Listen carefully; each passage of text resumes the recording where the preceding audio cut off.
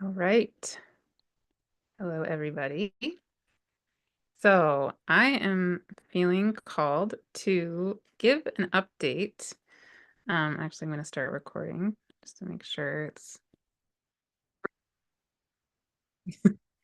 Yes. So welcome. I am feeling called to give an update and to really come into prayerful presence together as we are moving into the energies of the eclipse, which is happening this Saturday, March 29th. And as you probably already realize, it is a new moon at 9 degrees of Aries. And the new moon is going to be on the north node of the moon. So it's a solar eclipse. And the next day, Neptune is going to be entering Aries. So it's a very, very, very, very powerful time that we're in. And the moon right now is getting closer and closer to that new moon place. So it's a really beautiful moment to be. I'm feeling the energy building toward that new moon. And there's some energies that have been particularly alive this week that have been calling to me really strongly. And so I want to mention those, and I want to hold, what I'm being asked to do is really hold space for us to drop into what's alive for us right now, and then drop into how we can individually and collectively really move into the solar eclipse time. So I'm just going to check here so I can be present with you guys who are perhaps coming here live. Really move in. And yes, okay. So feel free to chat if you're here live because I can now see you. And yeah, I will try to multitask. Um, so yeah, there are some things. So I made a solar eclipse video already, and in that video, I was really focusing on a whole world that's really beautiful and magical and alive. I was talking in that one. If you haven't seen that video, definitely I recommend it. Where I was talking about the role of Salacia, which is going to be basically conjunct the new moon.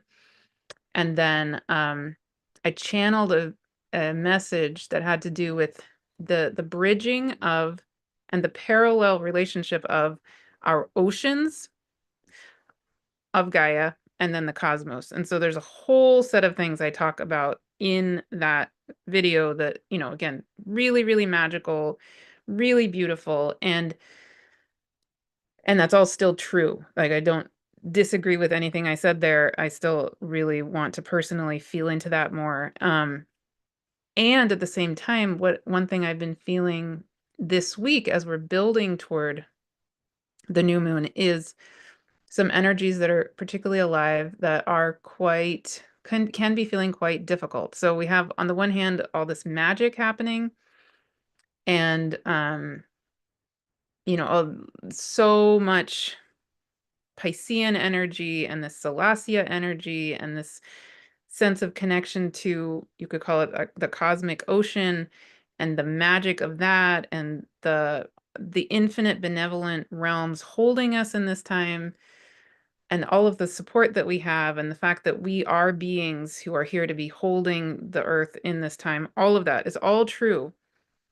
And what's really interesting is that right now and at the time of the solar eclipse, for example, Chiron and Mars are in an exact square. And Mars happens to be the ruler of the new moon or the wisdom keeper of Aries, right? So Mars energy is really, really, really alive, really important at this time as we're building toward the new moon and at the time of the new moon itself. And of course, then the next day, Neptune is entering Aries. So again, whatever Mars is doing when Aries is so alive is extra catching our attention. And Mars happens to be in an exact square to Chiron. And I'm personally feeling that quite strongly. Some of you have also spoken to me about feeling that energetic quite strongly. So that's part of what I'm feeling called to drop into and to hold space for because it is so alive And it feels really important to acknowledge that and to be present with the tenderness and the what can be feeling like very, very, very difficult, painful feelings, even as it's also true that we have so much magic and so much benevolence holding us, right? They're not mutually exclusive, they're happening at the same time, etc. Okay. So let me show you, and I'm just saying hello to April and Kiara. Thank you. Aw, thank you so much. Um, yeah. So, yeah, so let me show you the chart of the actual moment that we're in, and then the eclipse itself, and then I'm going to talk a little bit about some other things that I've been noticing with this Mars-Chiron dance. So,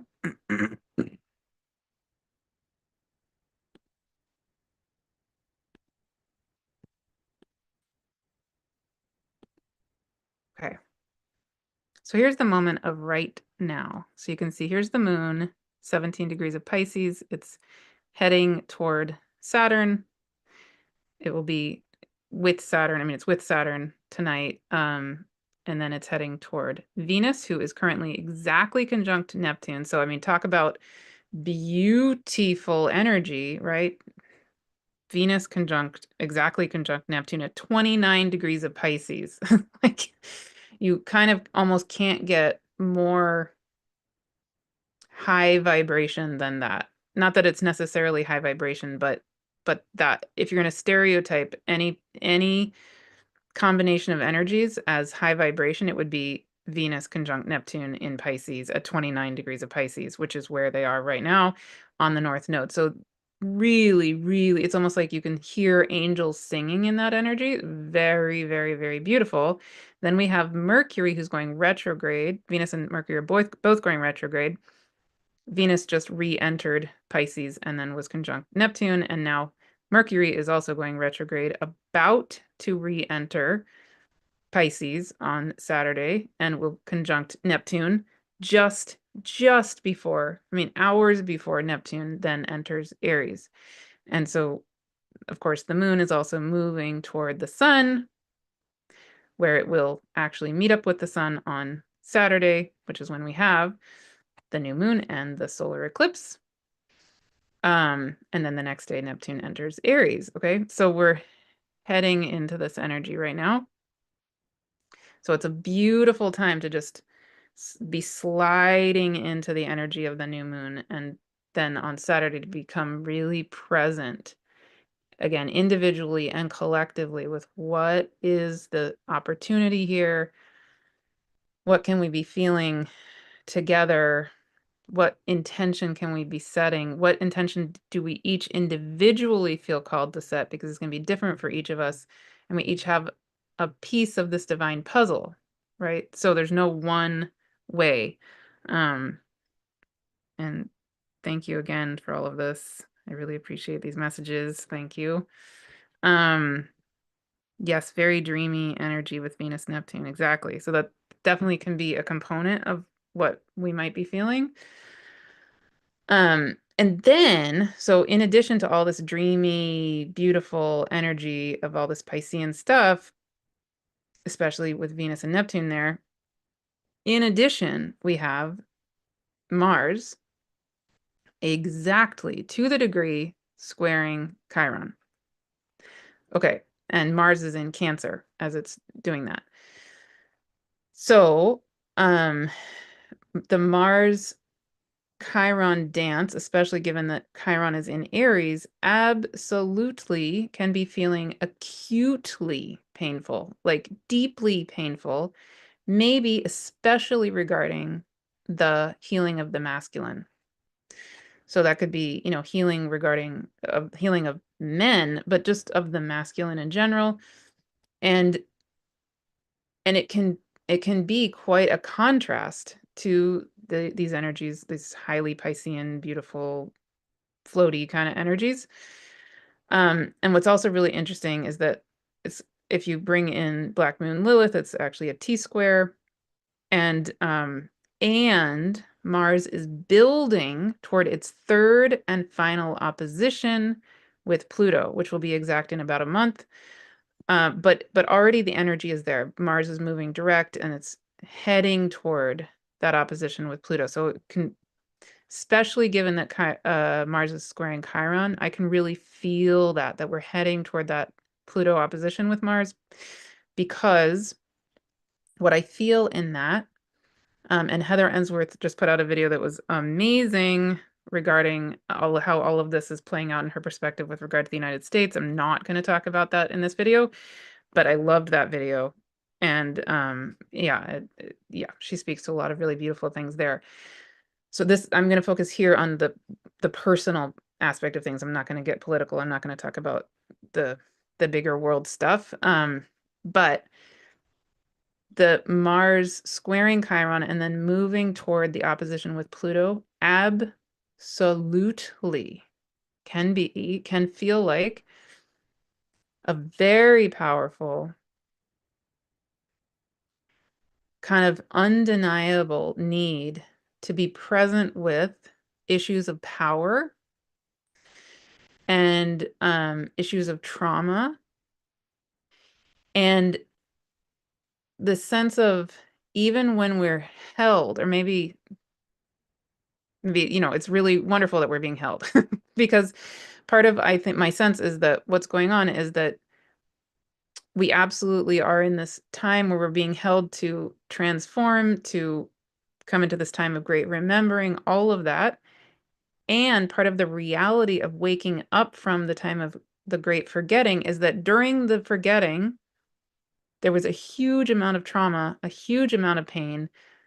There's still so much of that happening, and it's not, I would say, safe in a sense to ignore it. And so this Chiron energy, I think, is helping us to stay real. Chiron energy, for me, often is a feeling of like, I can't deny that I'm human. Even if I'm trying to be as, Piscean and kind of airy-fairy and like connecting to all the good things, the Chiron energy will keep it very real. That no matter how divine we are also in this incarnation, partly because we're experiencing vulnerability. And I don't have, all the answers with any of that, but I think that's actually part of the point, is that there's an element of the Chiron energy helping us to surrender, maybe. You can feel free to share your own thoughts, because I'm not trying to give the answers here. I'm just holding space for more of the totality of the energies that I feel like are really alive as we're moving in toward this new moon. So definitely, please feel free to share your own thoughts. And also what's helping you to navigate this time, if you are feeling the pain, or, you're witnessing others, holding space for others feeling that pain. So one thing, for example, that I think is absolutely happening in our world, among many, many, many other things, is with regard to the wounding of the masculine. We've had this time of, in the time of great forgetting, of course, wars and extreme trauma. And so men, if you want to kind of segment this into men and women, which I don't like to do very often, but I'll just say in general, men have been, for example, sent to war. Okay. And then what? Then they're brought back home, Cancer. They're not really given much support.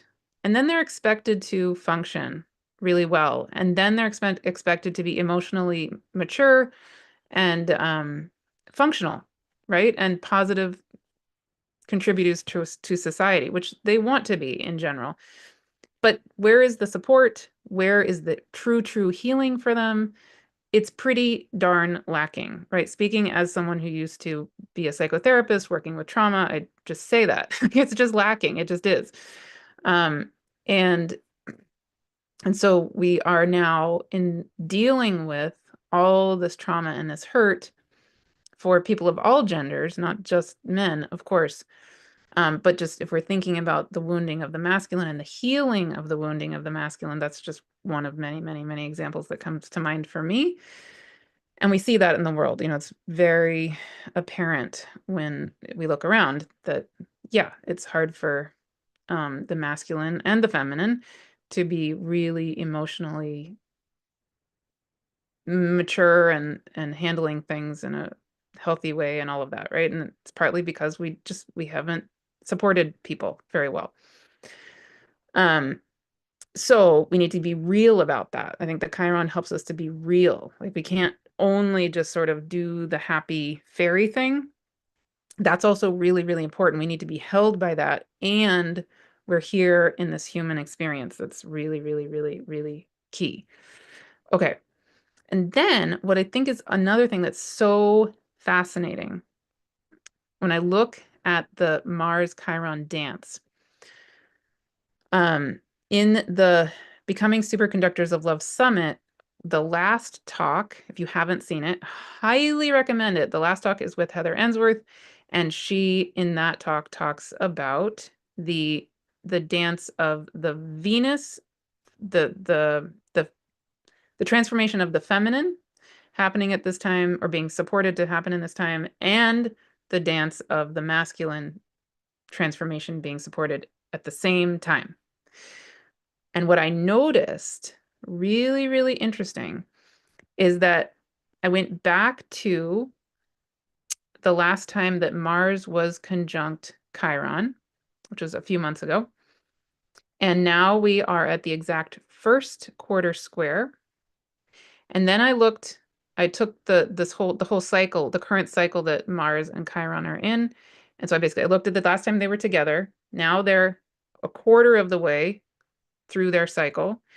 And then I took it to the opposition, and then I took it to the 3/4, and then I took it to the next conjunction. Okay, so I won't go through like all the details of all of that, but two things came really alive for me.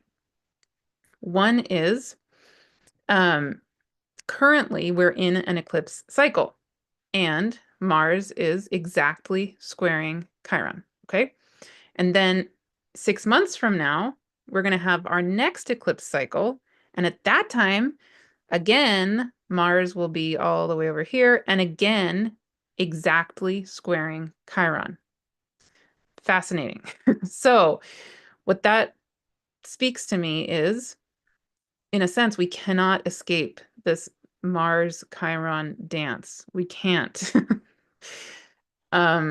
We need to be present with the pain, with the wounding, with the healing that needs to happen. It's not going to go away, right? It's not going to be like we just pray and then suddenly our world is fine. That's not very likely how it's going to happen. And I would say these energies are speaking to that there's something, even though it feels awful sometimes, there's something really important about being with the pain of being human. That's part of what's going to help us in this time as we're transmuting, as we're changing the world, as we're waking up from the time of forgetting to the time of remembering. And number two, the other thing so interesting about the Chiron Mars dance is that over and over and over again, at various parts of the key times of the Chiron Mars dance, Venus is conjunct the sun.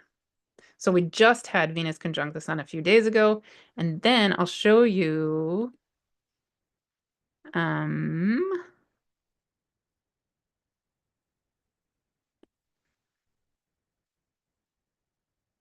here is January 2026. Let me make sure I'm getting this right. Yeah. Here's where, yeah, actually, I'm going to have to go back and correct one detail I just said to you because I got that a little bit wrong. Okay, so wait. So this is January 13th, 2026, when Mars is going to be in the exact 3/4 square to Chiron. So currently it's in the first quarter square. And then at January 2026, it'll be in the 3/4 square. And at that time, so in other words,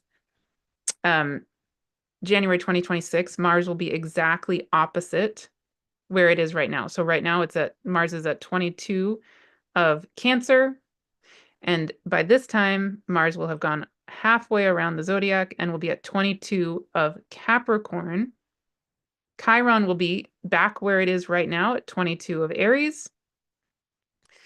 And so Mars will be coming to the 3/4 square relationship with Chiron. And what's fascinating is that at that time, Venus will be with Mars with the Sun. They'll both be conjunct the Sun together. And so all three, Mars, the Sun, and Venus, will all be squaring Chiron at the same time. Very powerful. And the part of the sky where there will be is the part of the zodiac that was getting extremely highlighted by Pluto and by the Pluto Eris Xena square that was, it's kind of the infamous square that was happening for 2 or 3 years very recently. So for any of us who have the end degrees of the cardinal signs, Capricorn, Aries, Cancer, and Libra, those degrees are getting extremely highlighted yet again by this Mars-Chiron opposition. So that's happening right now. It's happening again at this January 2026. Like it's that whatever was arising in the Pluto transit to those degrees, the end degrees of the cardinal signs, it's not going away. I mean, it was very unearthed by the Pluto transit. And yet there's something, Chiron is still doing its thing in these 22 to 29 degrees of Aries. So whatever that is that was getting unearthed by the Pluto transit, it's not done. Chiron is still here healing it. So Pluto maybe helped it come up to the surface, like really, really dug deep with those issues. But Chiron is still there saying, okay, that's great. You did probably the hardest work, but now still we've got a lot of healing to do. And those end degrees of Capricorn, as we know, were really, really, really intense, pivotal energies around, questioning the structures of our society, et cetera, et cetera. That was when Pluto was at the end of Capricorn, about to enter Aquarius, but hadn't quite entered Aquarius. And probably were aware of that going on if you're listening to any astrologer at that time, because that was pretty recently. Yeah, so those same energies are again being highlighted over the coming couple of years with this Chiron still being there, and then, Mars squaring Chiron, et cetera, et cetera. So, okay. Let me just go back and correct what I said a minute ago. So like I was mentioning, we are currently, this is right now, we are currently at the first quarter square of Mars and Chiron. That's happening with Mars at 22 of Cancer, Chiron at 22 of 22 of Aries. And what I was pointing out is that Venus just a few days ago was conjunct the Sun. Okay, and then next will be the Mars-Chiron opposition. So what I wanted to correct is I was saying that at the time of the eclipses next September, I said Chiron would be in the 3/4 square with Mars. That wasn't right. What I should have said is what I'm going to show you here, which is that at the time of the eclipses next September, Mars will actually be exactly opposite Chiron. Okay, so still my point applies, but just to correct myself, it's not a 3/4 square, it's the opposition. So you can see this is the exact Mars-Chiron opposition next eclipse season, September of 2025. Yeah, so again, very, very highlighted, this Mars-Chiron dance. Like, we can't deny it. And you can see at the time of that exact opposition, the moon will be where Mars is exactly to the same degree right now. And Jupiter is getting very close to where Mars is currently. And also, just to throw in for anybody who wants all these details, if you don't want the details, just ignore me. But then I find it really interesting, 2 months after this, so 2 months after the September eclipses, Jupiter, who will be in Cancer, will go retrograde at 25 degrees of Cancer, so very close to where Mars is right now. And at that time, when Jupiter goes retrograde, it will be almost exactly squaring Chiron, 1.5 degrees apart. So everything that Mars is doing right now in terms of its relationship to Chiron, Jupiter will then come along and highlight those same energies yet again. So it's like we really, really, really can't get away from this, right? It's like we might love to, but no. So the question becomes, okay, what do we do about that? And I will speak to that in 1 second. But what I wanted to highlight with the Venus part of this, I'm going to go back to the Chiron-Mars opposition. So we just had Venus conjunct the Sun a few days ago. And as Heather talks about in her video that she did with me for the summit, which again, I highly recommend. It's such a beautiful video. When Venus is conjunct the Sun in the retrograde time, especially, that's, in Heather's perspective, that's Venus being in the underworld. And it's a time where it's very potently an opportunity for our inner feminine to be doing some deep transformational work. And something that was really alive for me in that conversation was I spoke about my experience of watching the movie Wicked with my daughter in January, and that was a very healing moment for me.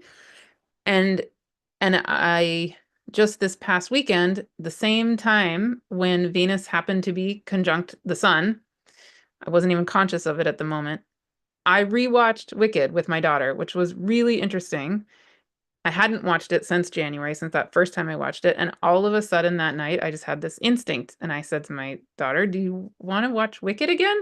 And she said, "Yes." And so we watched it. And I was sitting there watching it. And I suddenly realized, wow, tonight, Venus is exactly conjunct the Sun. And I could feel, go and watch the video with Heather where we talk a lot more about this. But one of the things she talks about in there is the need and the potency of the healing when we acknowledge and bring back together all of the components of the divine feminine and the inner feminine. So, again, it's a much longer conversation, but we have had a tendency to really only value certain aspects of the feminine and not so much to welcome or to celebrate what Heather refers to as the Ereshkigal, what a sort of inner dark feminine energy. And the movie Wicked, if you haven't seen it, really, really fleshes that out very starkly. And so when I was watching Wicked the second time just last weekend, and Venus happened to be conjunct the Sun that night, precisely, I in myself felt all these parts of my own inner feminine just suddenly collide. Like they all came back together. It was very, very, very deeply healing for me. And so something I'm personally sitting with is that as we are in this time of this very acutely visible need for the healing around the masculine, there is also this healing of the feminine, of course, happening at the same time. And we are all of it. We are not just feminine or just masculine, of course, right? We're all of it at the same time. But I could feel in myself the potency, the power of what effect it can have in my own life and in the world when I really deeply hold space for that re-colliding, that reintegrating of my own inner feminine at the same time that this very painful need for the healing of the masculine is also so present. They're not separate, they're together. We're doing this all together, and we are all of it, right? So at this moment right now, we just had Venus conjunct the sun at the time of this first quarter square of Mars with Chiron. But then, and that's during this eclipse season right now in March of 2025. But then in September of 2025, in the next eclipse season, yet again, okay, wait, no, sorry. Sorry, I'm getting all these things mixed up. No, sorry. It's at the next eclipse season when Mars will be opposite Chiron, but then when we have the next 3/4 square time of Mars and Chiron, let me take you to that one. Then we have, again, Venus conjunct the sun, but this time also Mars conjunct the sun with Venus. Very interesting. So yet again, this feels to me like we're not in this alone. We cannot do this. It can't just be the feminine doing the healing or just the masculine doing the healing or us only focusing on our inner feminine or us only focusing on our inner masculine. It's all of it at the same time, of course, right? And you can see also Jupiter coming along at that time, going retrograde, saying, hey, yeah, it's opposing this sun and Venus and Mars at that time. And it's again in Cancer, around the same area where Mars is right now, saying, yeah, let me add in my energy, my voice, and another reminder of this Cancer energy. We have to be honoring of our tender emotional beings, our emotional intelligence, the vulnerability that we are, the humanness that we are. We can't only do the light and love beauty, right? Which again is so important and so good. And obviously I do a ton of that. That's mostly what I do in my work, but this is really bringing us back to the reality that we are human, that we are vulnerable, and we have gone through eons of a lot of pain, and so we're being held to heal that. And we also, that takes presence. Yeah. So, okay, let me see if you guys are. Yes, healing the wounded warrior. Yeah, Hillary. Yeah, thank you. Just gonna scan your comments really quick here.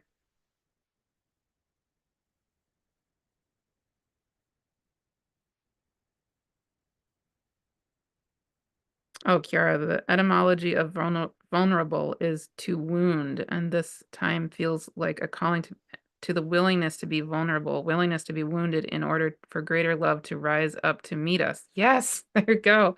That's so beautiful. Thank you. Wow. Mm-hmm.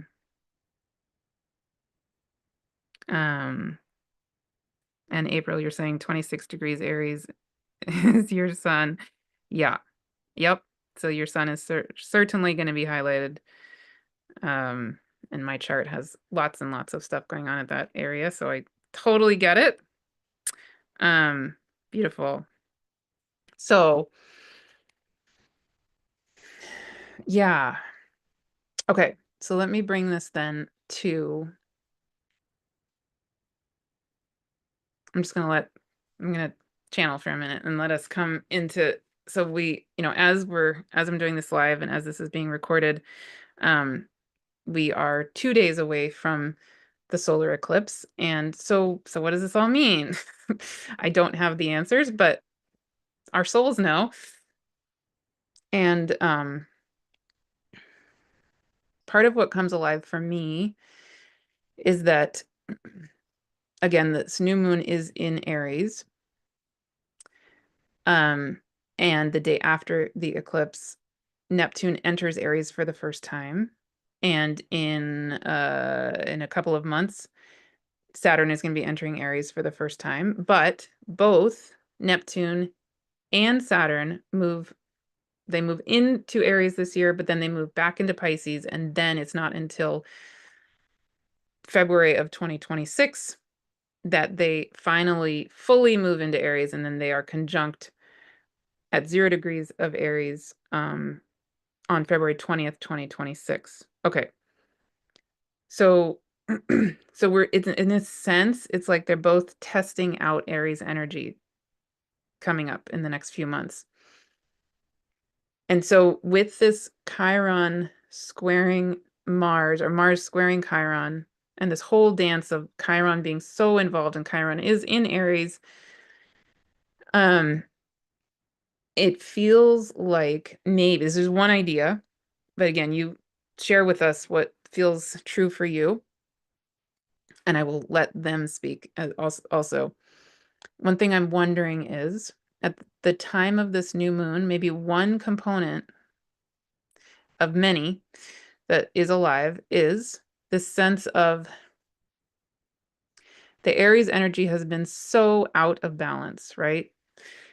So harmful, so out of balance. And we also know, I mean, lots of us have very strong Aries energy. I have very strong Aries energy. My South Node is in Aries.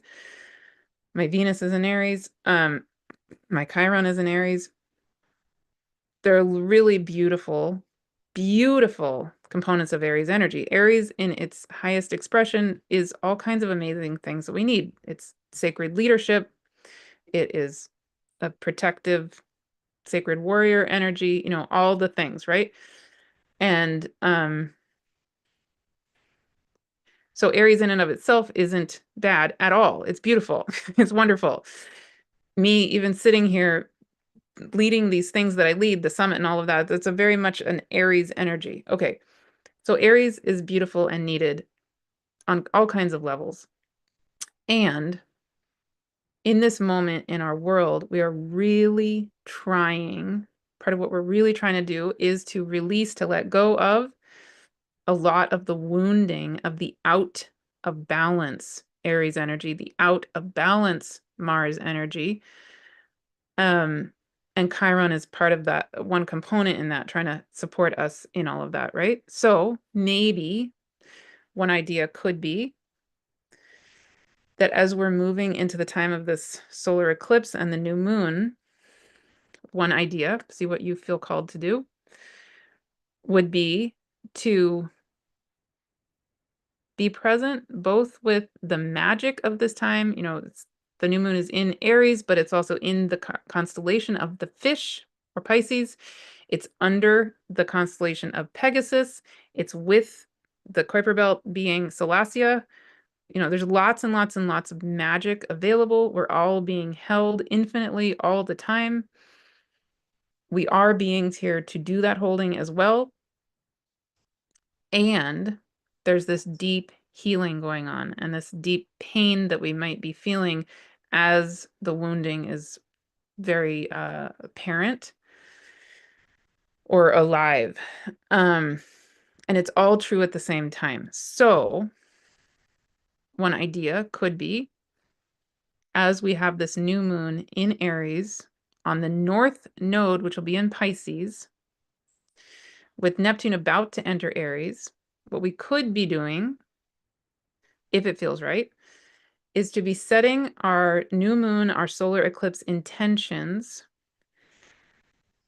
with maybe one component of it being something around a prayer for the healing of our world with regard to the masculine and the feminine, or I don't know. You share in the comments here and also in the free community what intentions come alive for you. That's me, Martha, talking. That's my one idea coming to me, my brain. But now I'm gonna channel and really hold space for us right now and over the coming couple of days to come into our own feeling what is true for you, feeling what intention arises from your own soul in this moment, because each of our souls knows exactly the highest potential of this new moon, the highest potential of the opportunity of this solar eclipse. So, yeah. So let's do that. Let's do that together. Um okay. And thank you all who are here live. It's great to feel you and everybody watching the recording. Okay.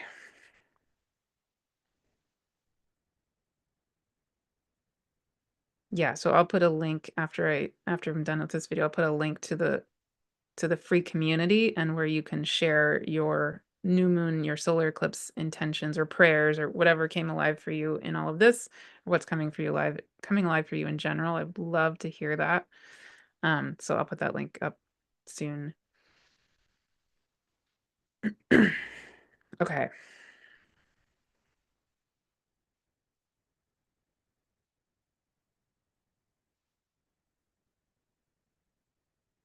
Okay, so hello and welcome. And I'm speaking today as a vibration, as a quality of the energetic of Salacia. And as Martha spoke about in the last video she did on the first video she did on this solar eclipse, she was talking about me, Salacia, about Pegasus, and about the fact that if you were to look at the sky, the moon and the sun will be in the part of the sky that you call Aries, but actually in the constellation of the fish. And if you were to look above the constellation of the fish, you would find the constellation of Pegasus. And in the constellation of Pegasus is the being of me that you call Salacia, Kuiper Belt being. So a being way out in the part of the solar system where Pluto is and beyond Pluto, very, very, very far from the sun, far from the earth. But among other things, I'm holding a perspective, in a sense you could say, above the new moon and at the outer edges of this solar system. I'm holding a healing, magical space.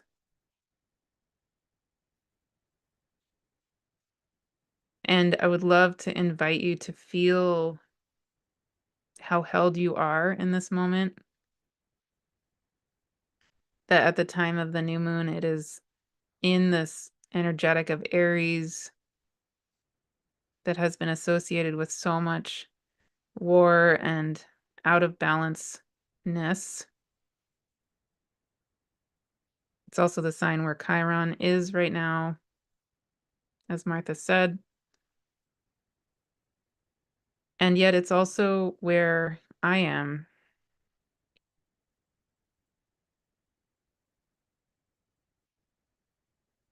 So I would love to tie together, in a sense, the first video that Martha made regarding the new moon solar eclipse, and then this component that she's bringing in now with the Chiron Mars square. So basically, I would like to help bridge the magic and the pain that might be so alive in this moment for you or for the world, and help you to feel, to tap into both the reality that you are incarnated as a human who maybe has had and certainly has witnessed a great deal of pain and suffering and trauma of this time of great forgetting. And then also at the same time to feel the infinite benevolent beings, the infinite inevitable magic and divine love that is always true also.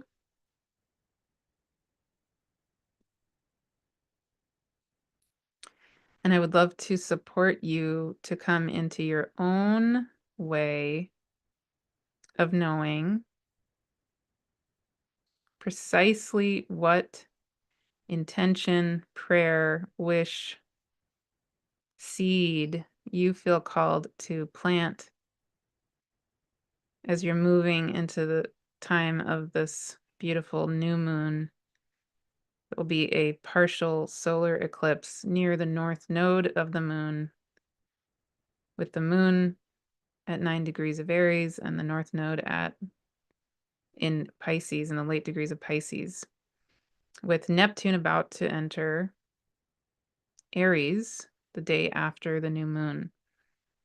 And Neptune mythologically being my partner and also the father of Pegasus.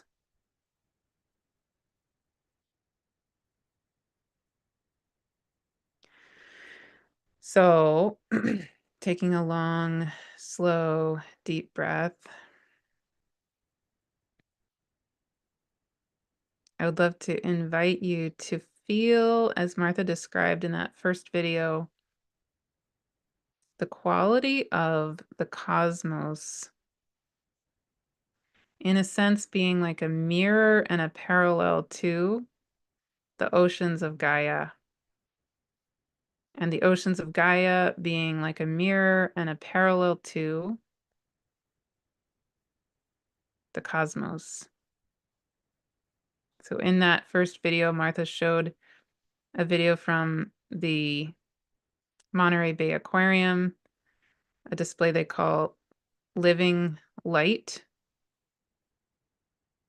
that is of deep sea creatures and their bioluminescence. So in that display, essentially the deep sea starts out as inky black, just like a night sky, and then these beautiful beings of the ocean light up. They literally create their own light, just like stars, and they light up that night sky of the ocean, just like stars coming alive in the cosmos. So, taking another long, slow, deep breath, I would love to invite you to feel those oceans, the oceans of Earth, and tap into the ocean beings of Gaia. They often get completely forgotten about. The plankton, the sea urchins, the kelp, the deep sea beings that clean the ocean floor. Of course, all the fish, the dolphins, the whales,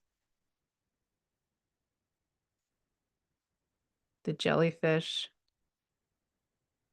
the moon jellies that Martha describes in that video,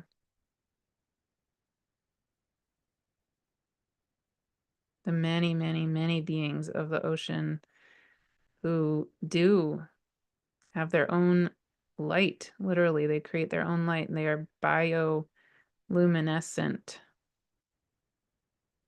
And many, many, many creatures of the oceans have literal light receptors. And they rise and fall in the depths of the ocean in concert with the light of the sun, the light of the other stars. They're in a dance as light, with light, just like you.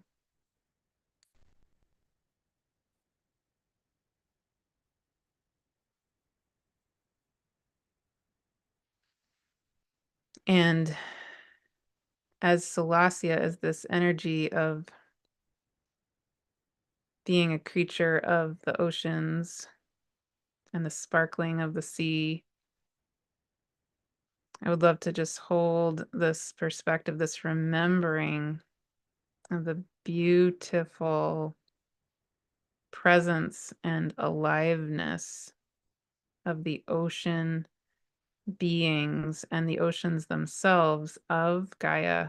Gaia is largely ocean. and yet the oceans are often forgotten about. She's not just land, she's not just dirt, she is largely water, and really largely ocean. And the oceans and the cosmos are one. The earth and the cosmos are one. The earth is part of the cosmos. And so they dance and they mirror each other, of course.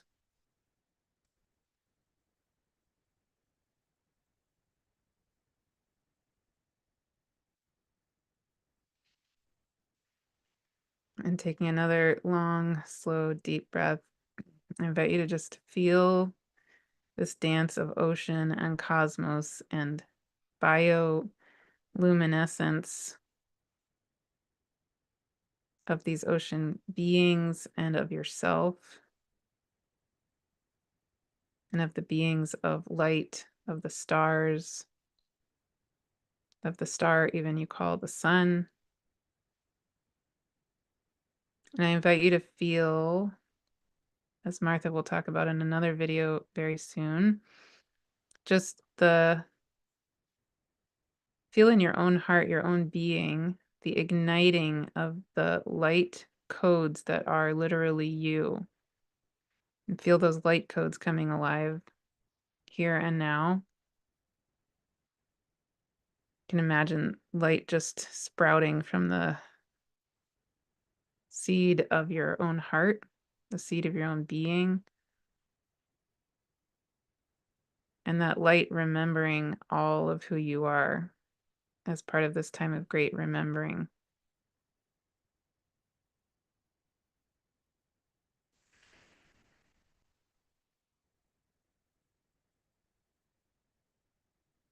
And you can feel maybe how that light is part of what is holding you in this time as as you're waking up, as you're part of being part of the earth, waking up from the time of great forgetting, and there being such pain that needs to be felt because otherwise it likely won't fully heal. But maybe what you can feel is the opportunity of being so deeply supported by light itself in this time, and the bioluminescence that is your own being that's mirrored and held in the bioluminescence of these beings of the ocean, these beings of the cosmos, the stars themselves, the moon jellies, the dolphins, the whales, who know this language of light and sound, who know what it is to be a being of light and love and earth, Gaia, all at the same time. It's what you're remembering and what you are. And the light itself can be such a healing, soothing friend.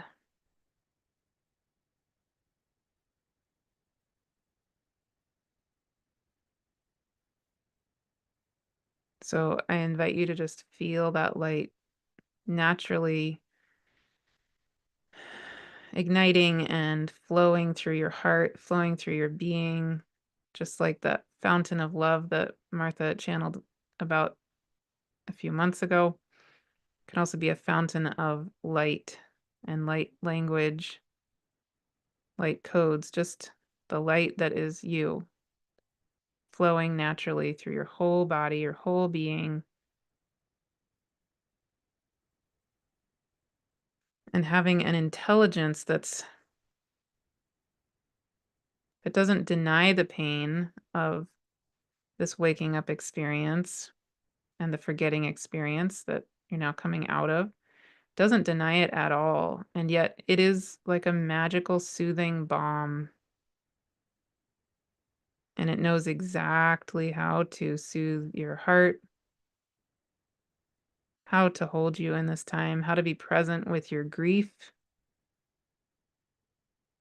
because the grief is, of course, an indication of how much you care and how much you love.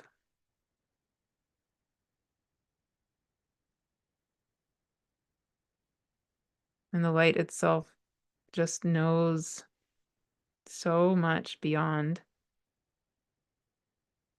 what probably the human mind can possibly know.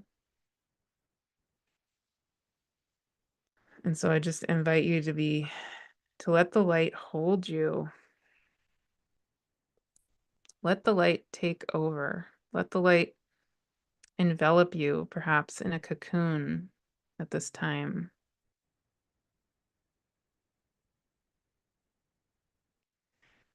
And one option would be, as you're moving into the time of this new moon, 9 degrees of Aries, under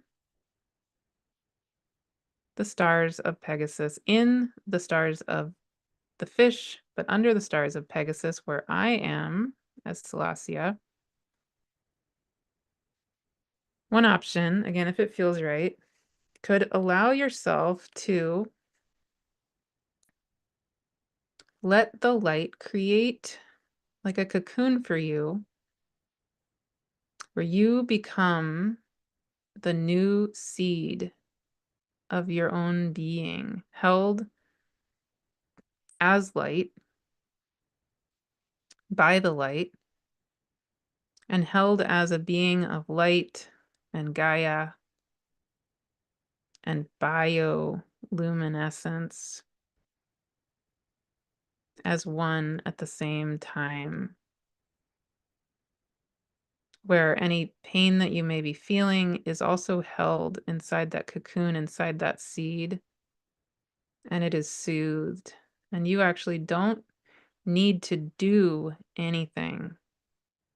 I would invite you to just try that for a moment, even just do an experiment of, if you're feeling pain of the current world or of the time of forgetting your previous wounds or current wounds, maybe try out the idea that you actually don't need to do anything. You can just let the light hold you, hold the pain, hold the world, be the world.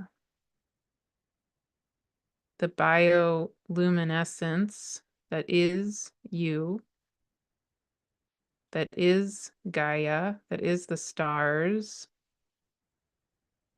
It has a divine intelligence, and you can just let go and just be held as that seed.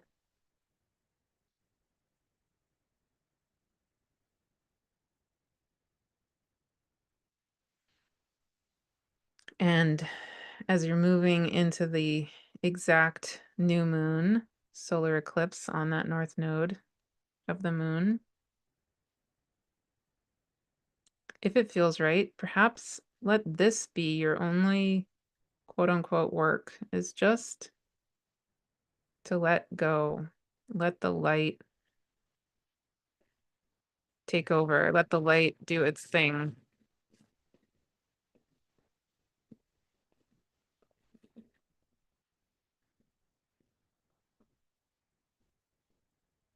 And in the quiet stillness of this being the seed or in the cocoon, being held by the light, you could, at the time of the new moon on Saturday, you could imagine, or you could feel some words arising or not. Maybe your intention could simply be to let the light do what it knows to do. Let the light of you do what it knows to do. Let the light of the divine itself do what it knows to do. And you could even just hand the pain literally straight into the hands of the divine.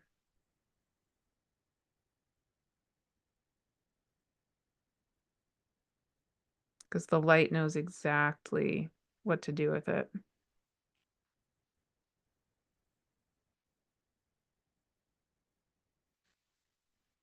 So at the moment where we are channeling this, it's still 2 days away from the new moon. But at the time of the new moon, I invite you to come back if it feels right and see what's alive then. Maybe to come back into this cocoon of light, to feel yourself as light itself, as earth itself at the same time, just like those creatures of the ocean with their bioluminescence. And at the time of the new moon, I would invite us all together on the count of 3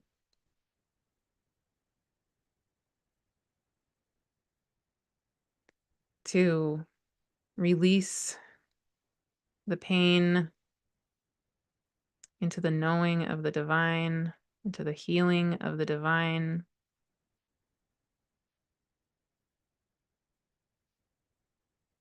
And on the count of 3, just say 1, 2, 3. Hand over that pain. Release into the light that is you, the being of Gaia that is you. Release anything and everything else that arises that you feel called to name, intentions to set, prayers to send. Send that all straight into the light, into Source itself, into the presence of the moon and the sun, or together at the time of that new moon. On the north node of the moon in the portal space of this partial solar eclipse.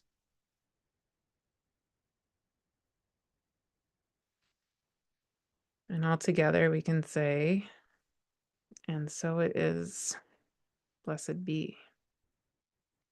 Amen.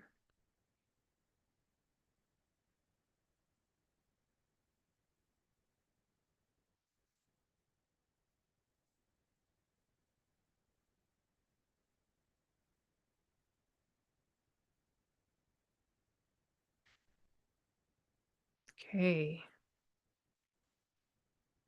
Great. That felt great for me. I hope it felt good for you. I wasn't expecting that, and that gave me my answers, my own personal answers. So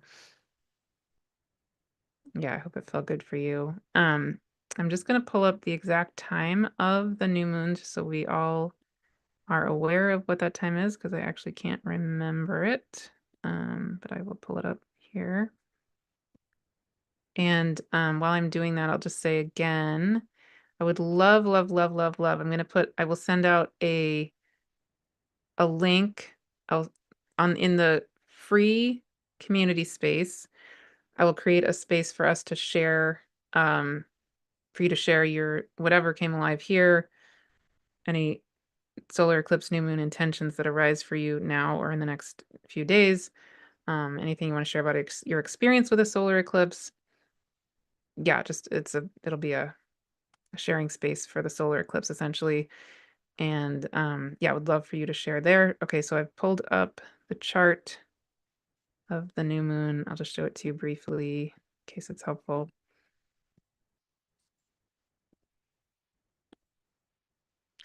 So here is the moon itself, it'll be exact at 3:58 a.m. Pacific on Saturday, March 29th. So this Saturday, very early in the morning, Pacific time. So for basically almost everybody, it'll be on Saturday. Um, yes. And you can see here at the time of the new moon, Mercury is almost re-entering Pisces. So later that day, Mercury will be conjunct Neptune, and then by the next day, Neptune enters Aries. And on Sunday, so one day after the new moon, the actual eclipse, we will have the closing ceremony for the Becoming Superconductors of Love Summit. Totally free. The whole thing is totally free. If you haven't been part of the summit, please, enjoy it because it's all available, all totally free forever. Um, all the talks are still there and the whole thing is there. And so the closing ceremony will be Sunday, March 30th, 10 a.m. Pacific. It will be live and recorded, and I'll be sending out the Zoom link to everybody. If you're on my email list, you'll get the Zoom link. And yeah, we would love, Kaylin Castell and I will be hosting that again. We would love, love, love to have you there if you're able to be there live. Um, and yeah, so that will be the day after the solar eclipse. And it will be the day, by the time we have the actual ceremony, Neptune will have entered Aries. So we'll be in that energy.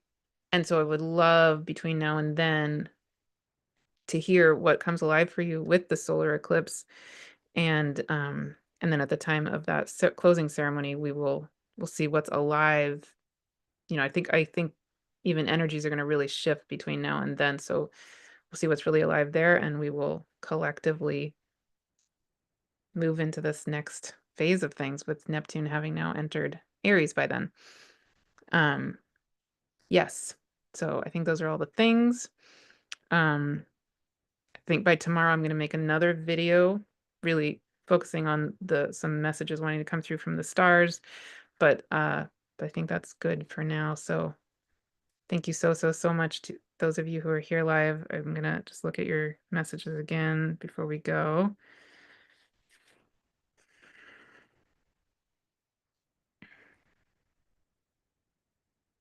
Thank you for all of this. Thank you. Thank you.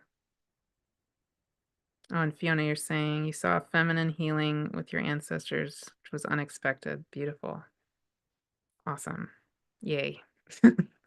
Okay. So yes, I'm going to put up a link to the free community where you can share anything else you want to share about any of this and the solar eclipse, etc. And more soon. Thank you, thank you, thank you.